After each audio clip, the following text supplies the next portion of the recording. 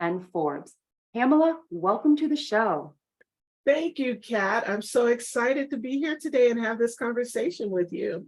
Oh, I'm so excited that you're here as well. This conversation is very timely because in my life and in my work, the issue of money and financial freedom and how to own your money has been coming up. And I know we set this interview up a few months ago, but I just have to say the synchronicity is awesome. So thank you for being here.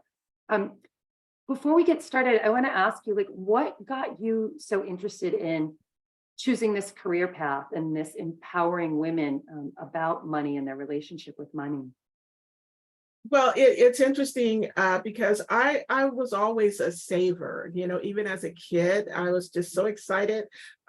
Never forget, my grandmother set up a savings account for me. I think I was like 8 or 10, something like that. And back then they had the passbooks. You remember that, where you go, you made Yes. your deposit, they stamped your book. And it was so exciting to me, to have my own my own money.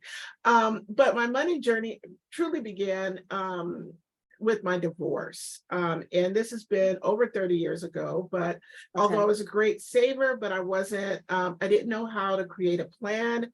And I hadn't planned to be the sole provider for my family. And at that time, my son was small, he was 2.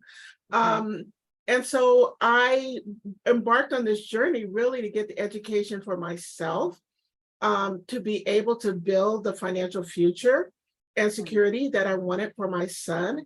And as I progressed in my career, at that time I was in banking, and so banking and finance, and so as I progressed, I found there were a lot of women who were not engaged for whatever reason around their money, or they weren't ready to take that inspired step.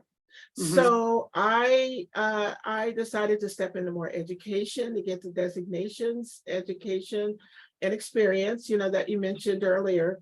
And as a result, when I left banking and decided I wanted to start my own financial planning practice, I made it my mission to empower women to confidently build wealth from the inside out.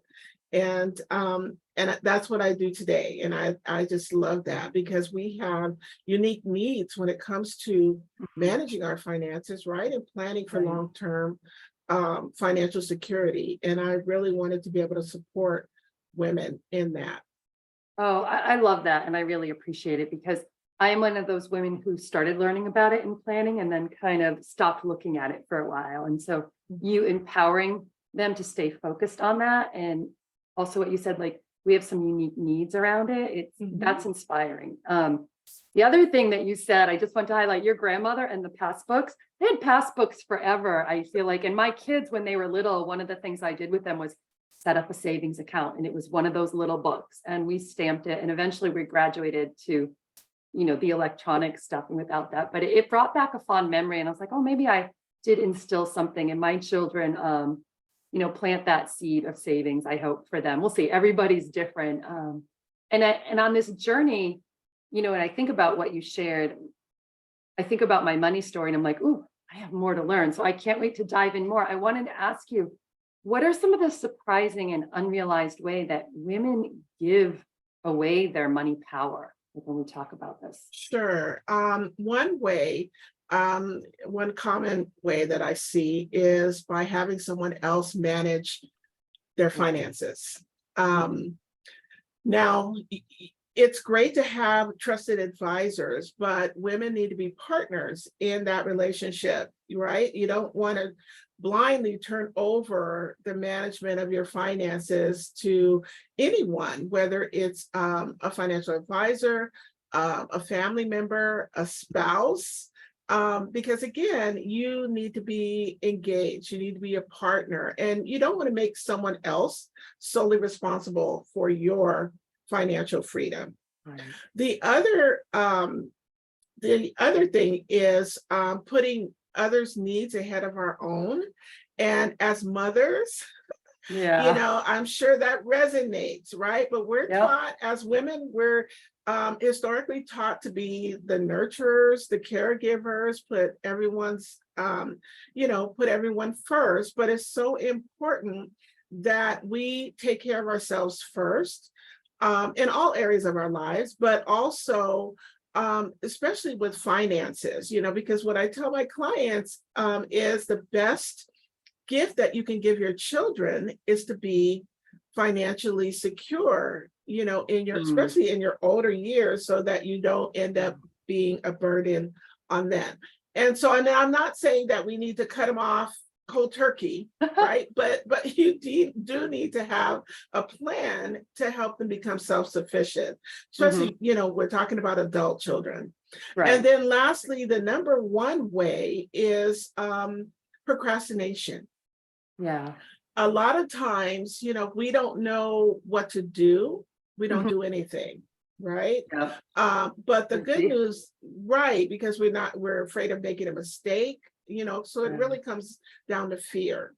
And so what, my philosophy is that when it comes to procrastination, that's easily overcome through financial education and Okay. getting the support that you Mm. need. And usually, if you look at the situation head on, it's not as bad as you thought it was going to be. So that's the number one way that I see Okay. that we give away our money power.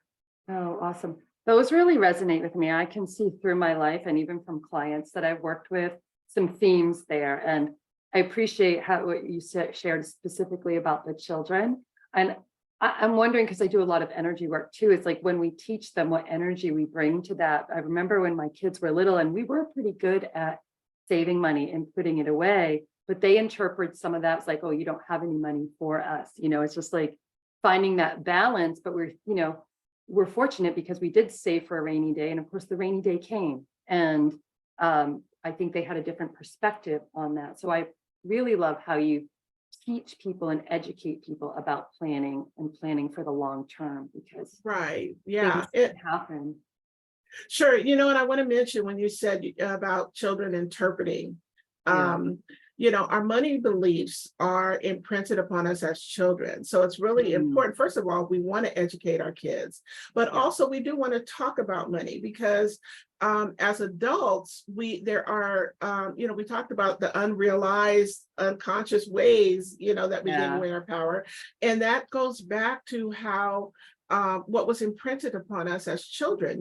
Was money talked about? How was money talked about in the household? Was there a feeling of prosperity, a feeling of lack? And those things imprint, but Yeah. the good news is that money beliefs are generational.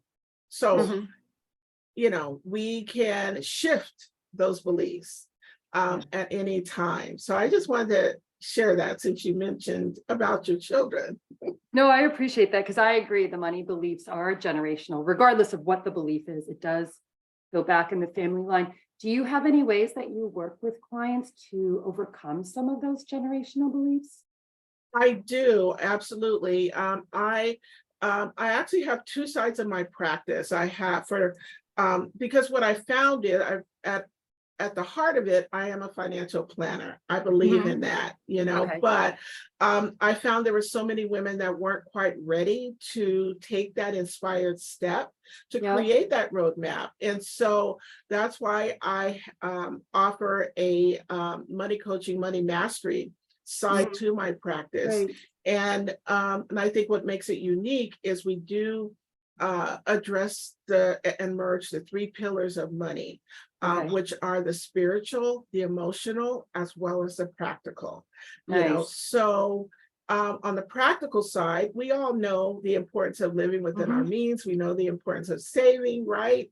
Right. Um, but if we know this, and also making sure that we don't overextend ourselves with debt, but if we know these things, and we're not doing it, then there's something that needs to be addressed in the other two pillars, right? Okay. On the spiritual and the emotional, because it's Yeah. not just our family, now primarily it's our parents or whoever was our caregivers growing up that Mhm. resonates and where the beliefs come from, but it's also cultural.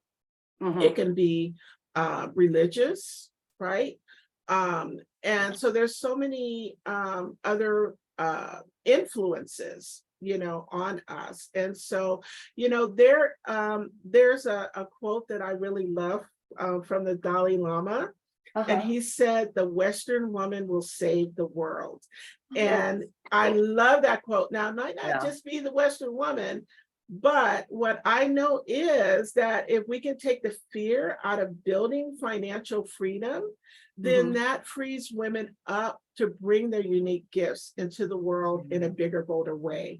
And that's truly, my mission to Mhm. help women express whatever their unique gifts are, what they feel they're called to do through their work or Mhm. personally. And we have to overcome, and the biggest objection is money. Right. And Yes. yeah, so No, I I love agree. that.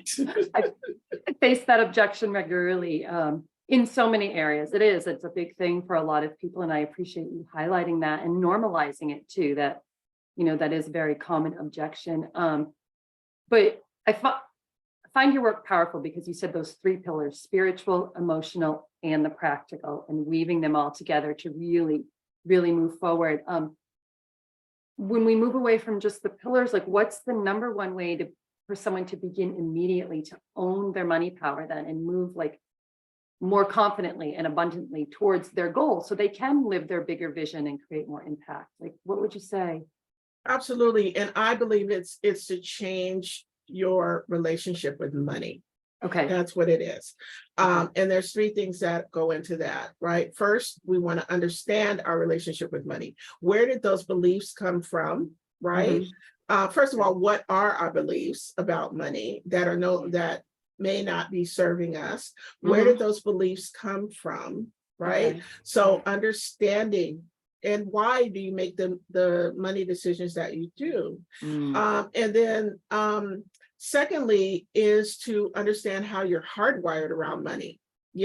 When we talked earlier about how was money talked about in your household, was it talked about? What were some of the images that you saw growing up, that are still with you today?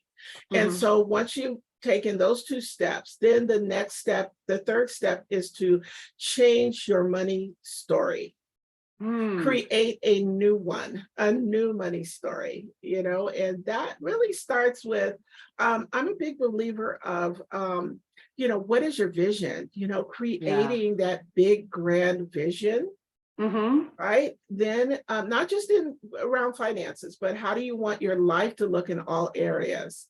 Yeah. And then once you've created that vision, making sure that it aligns with your values, what's important to you, right? Hmm. Family, financial freedom, spirituality, whatever it might be, philanthropy, whatever it might be, and then create goals and an action plan to help you get there.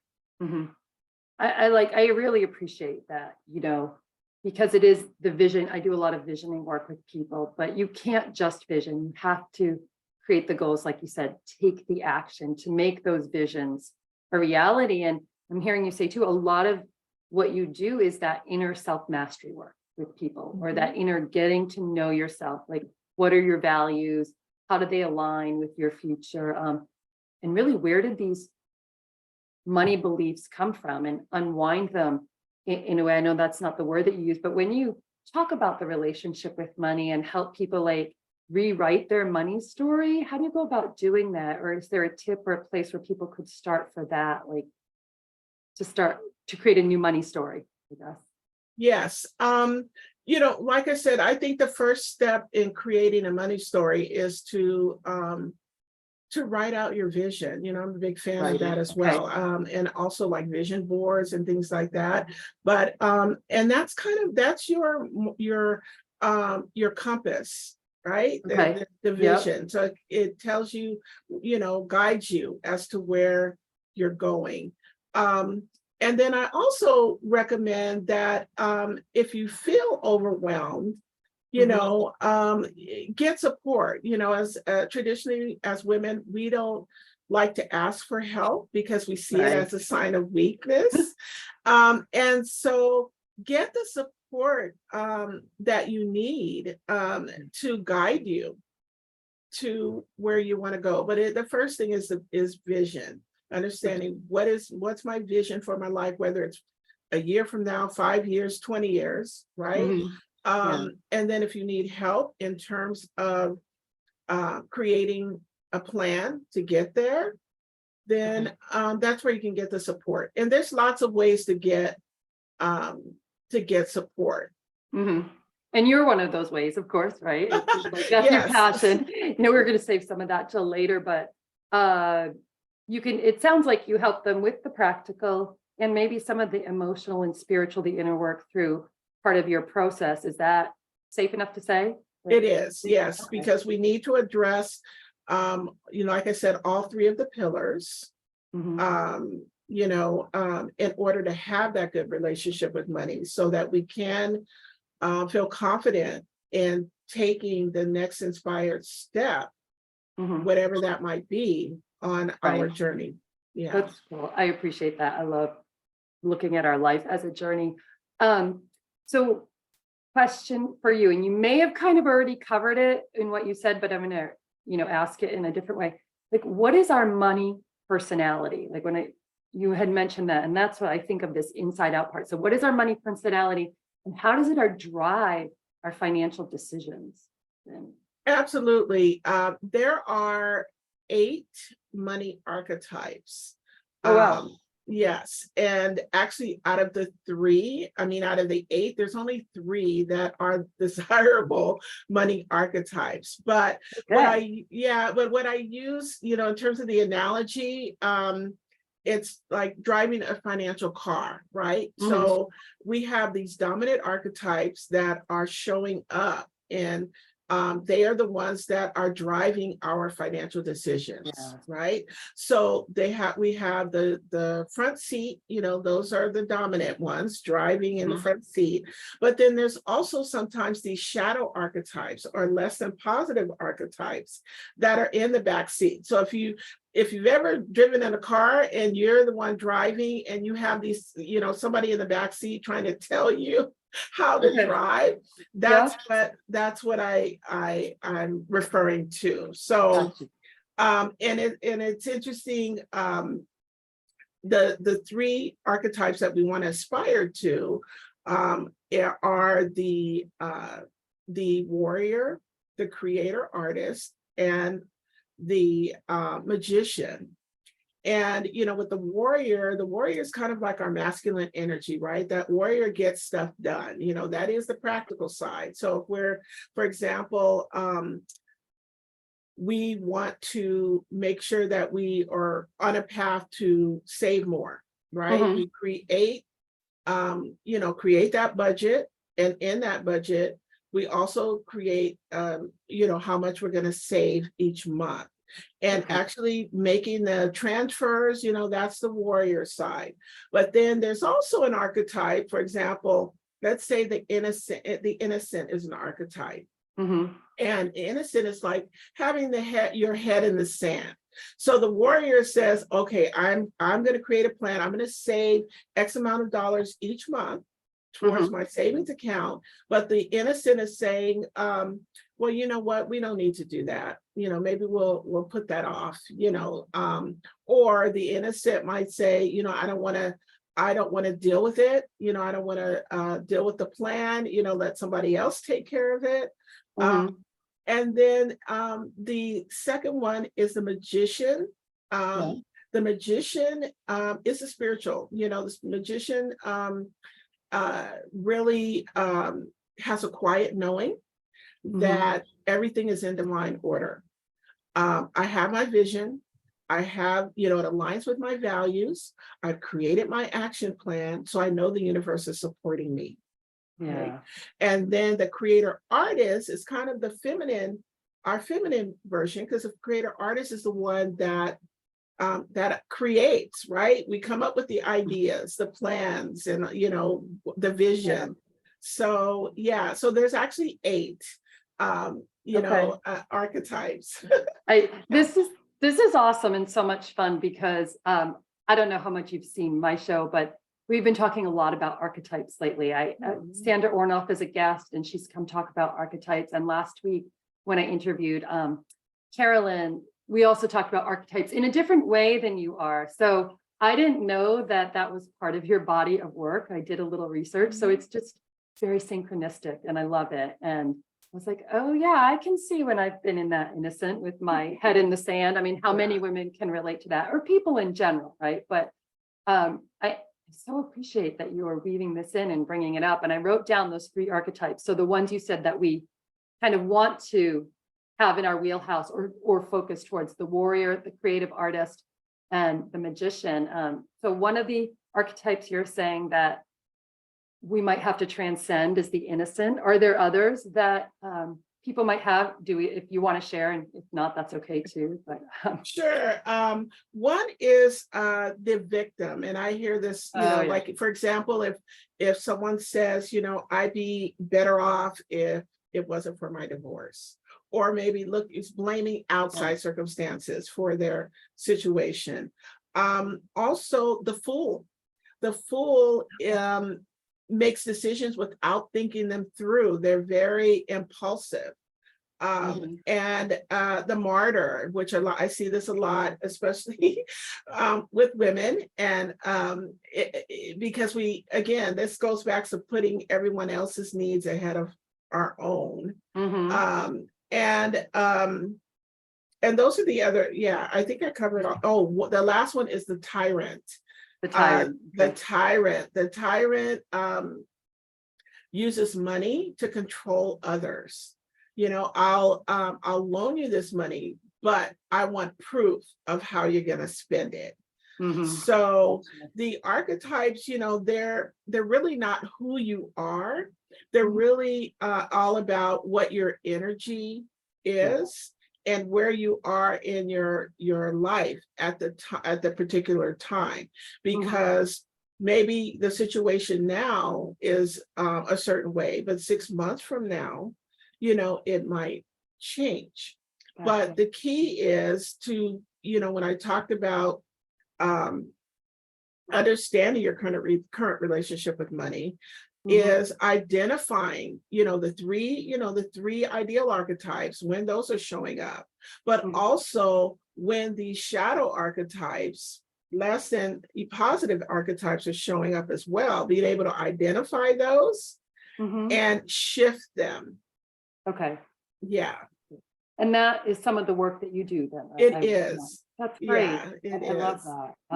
That's powerful work. I have to say, I've done archetype work for myself a couple of times over the years, not specific to money, but into knowing myself in other areas of our life. And it is powerful. So to hear you doing it with the money and people's, financial situations, I really love that and appreciate it. I imagine that your clients have a lot of successful outcomes and big ahas working with you, Pamela. Well, they do, and it's so amazing. I heard from a client recently. She graduated from my program. I have a 6-month transformational program. She graduated from that last year, and she gave me a recent update. It was this really in detail email. I was so excited to get it. I knew she had gotten the transformation, but she shared with me all of the things that she had done over the past year. And she was so excited about, that she was on track or she is on track to achieve that goal that she wants to achieve, which is to officially retire from corporate America and start her own business and relocate to another country. Wow. And that's her 2-year goal. And so I was just so excited to see that she was still on track, and using the principles. Because when she came to me, she was so fearful, in a cycle of debt, in and out of debt. And then also did not was not confident in Mhm. making financial decisions. And to see her now, you know, it's just so rewarding. That's awesome. I love it. Yeah.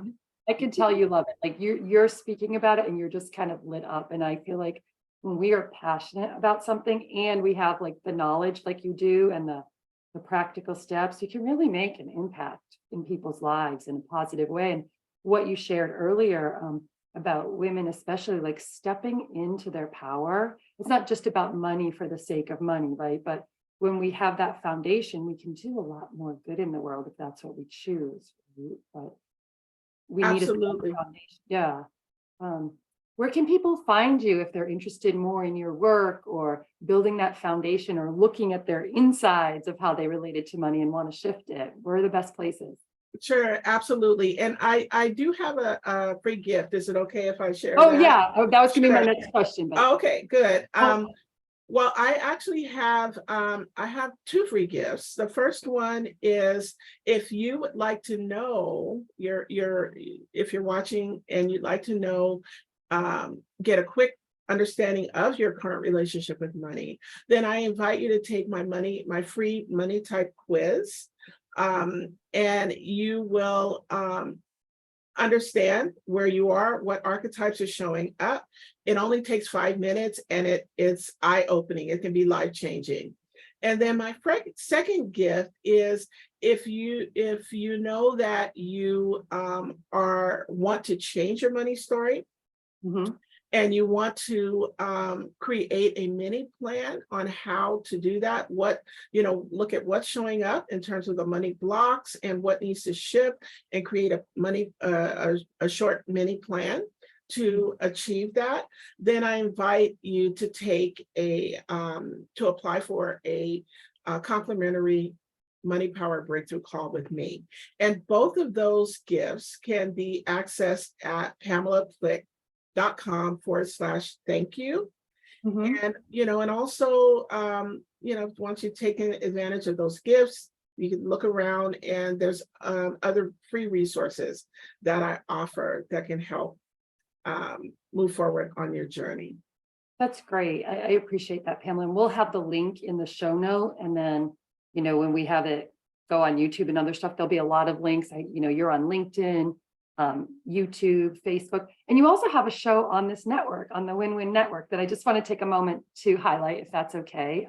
Sure. Rise to Your Money Power. Is that the name of A- it? Absolutely. And in the show, we have honest conversations to Mhm. empower women around their money. So Mm. we explore the three pillars, the spiritual, the emotional, as well as the practical. Um, it's so exciting. I love I love this show. And just like with your show, the first 30 minutes is we're talking about a topic. And Yep. then the last 30 minutes is live Q&A and just, talking about whatever comes up for the viewers. And that's my favorite part, to be able to Mm. That's interact with awesome. the audience. Yeah. I love interacting with audiences too. And that's one of the things I like about the Win-Win Women Network, is that we have the opportunity to do that. And there's a theme, Rise to Your Money Power. That's also the name of your book that we mentioned. People can find it on Amazon, but people can just hang out with you on the show and get to know you a little bit if that's what they desire. One last question before we wrap then. What does your legacy want to be around all of this, or in your life in general, Pamela? I am, I think my biggest legacy, is really wanting to help change the collective consciousness of women around their money.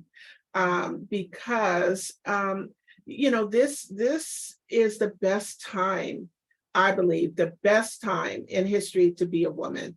And we can actually change the world, but in order to do that, we have to overcome these beliefs that around money that hold us back from bringing our gifts into the world, from making the world a better place. And I'm also really passionate about women's philanthropy as well. Mhm. And the more money we make, the more good we can do in the world. We don't have to keep it, right? We can give it Right. away. Yeah. Yes. No, I love that. When I was in a sales training back in the mid-90s, I heard something that said, money only makes you more of who you already are, right? So if True. we have some of these money blocks or generational learnings that are embedded inside of us, that was a line that helped me overcome it. So I'm not going to get into that now. We're running out of time, but you really resonate with me and the theme of the show, because you're talking about that mastery, that inner mastery, and doing good in the world, or creating a more beautiful world. That's some of what we, honor here at Creatrix TV. So thank you for being a guest, Pamela. I look forward to learning more about you as time goes on, and I hope people will check out your show, check out your links, and have gotten value from this, because I have today, and it's really connected some of the dots for me in the collective consciousness and how you want to shift that. I think you're already doing that. So bravo to you. And thank you again for being here. Thank you. It's really been an honor. So thank you so much for having me. You're welcome. Thank you. And thank you all for your time, energy, and presence. And we will see you next time. Bye-bye for now.